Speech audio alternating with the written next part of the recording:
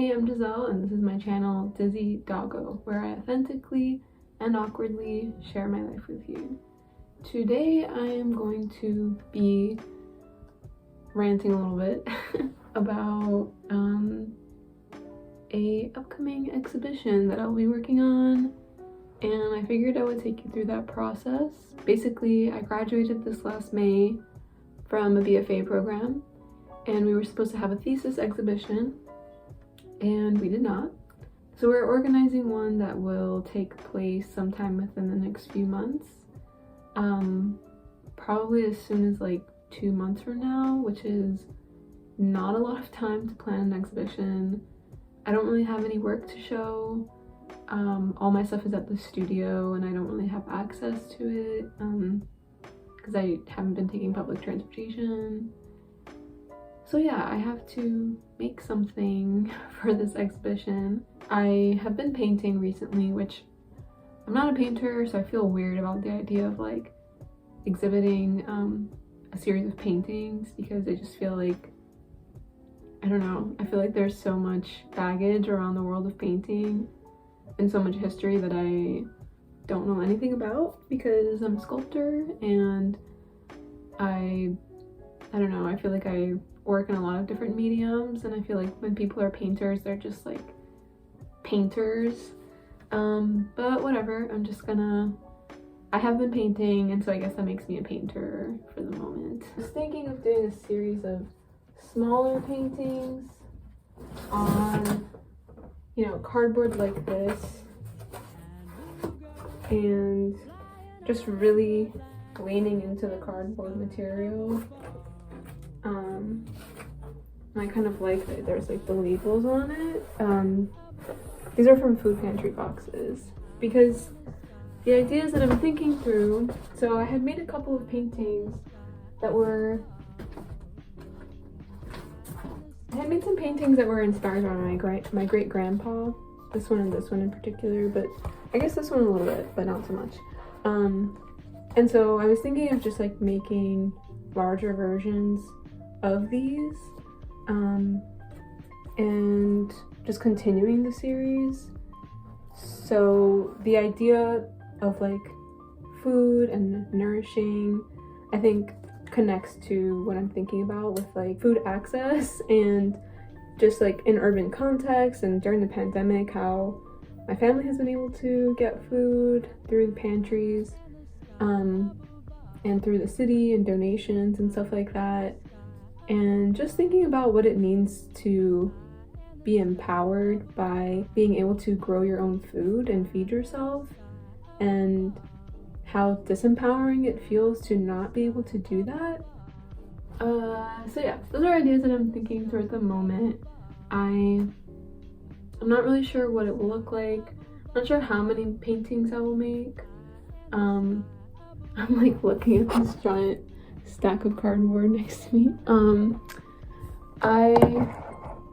This is so lo-fi. I really was this was impulsive, because I just sat down to my desk and I was about to start working, and then I started feeling guilty about the fact that I haven't posted any YouTube videos. But I just feel like I need to invest my time right now in working on this exhibition.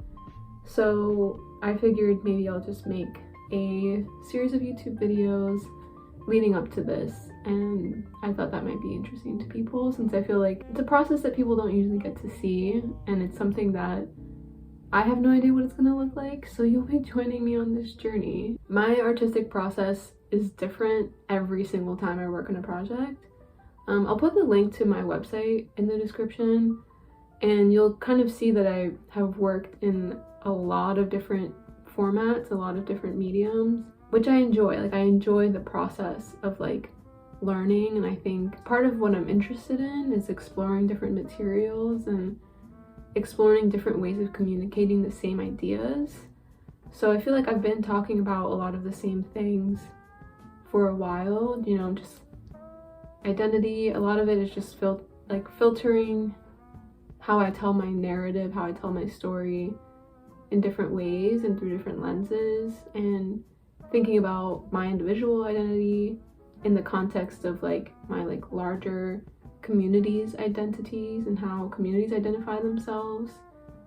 So yeah, there's a lot of ways to do that.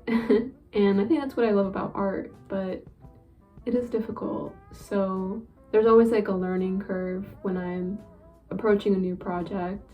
But I have been practicing painting for the last 6 months because that's all I've had access to in my bedroom studio. And so it's been cool kind of immersing myself in one material, which is something that I'm not used to.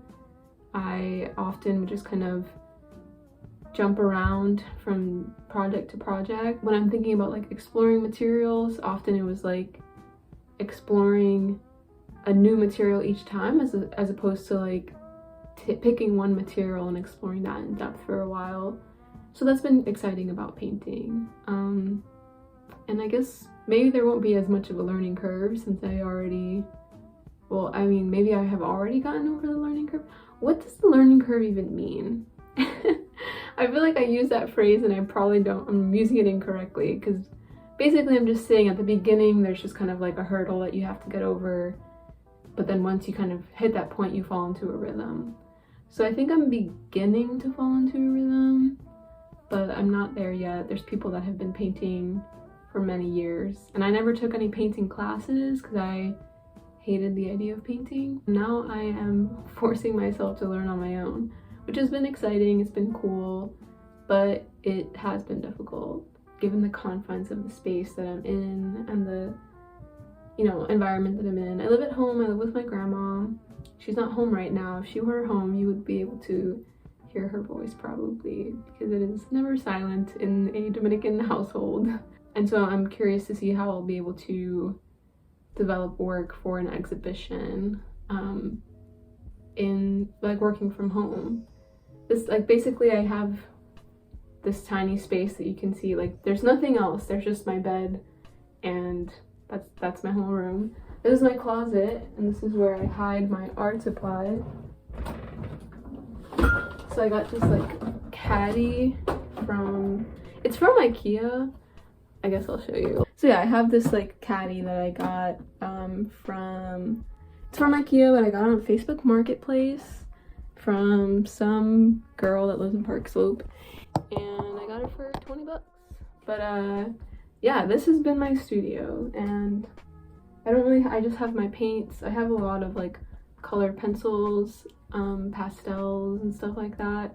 So just a lot of like drawing and like small scale things is basically what I've been able to work on. Before all of this, I was beginning to work in a much larger scale. I was making like really big drawings, and I was really excited to continue that. But I guess it's cool to see how like looking back, when we look at the work that's produced during this pandemic, you're going to be able to tell just by the type of work that's being produced what it was like to live during this time.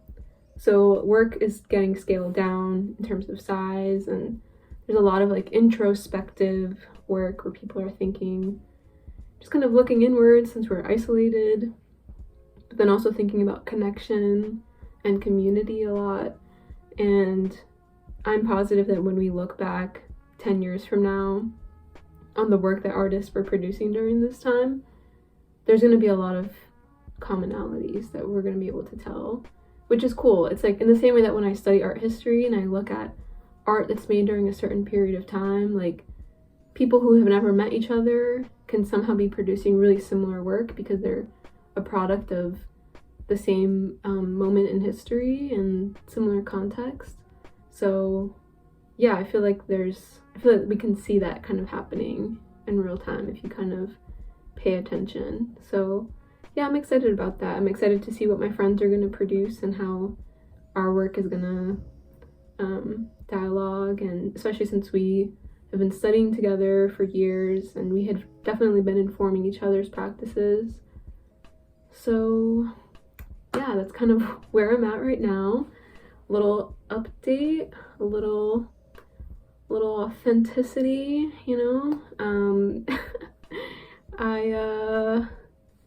I guess that's it. So thank you for checking in to see how I'm doing, and I will keep you updated.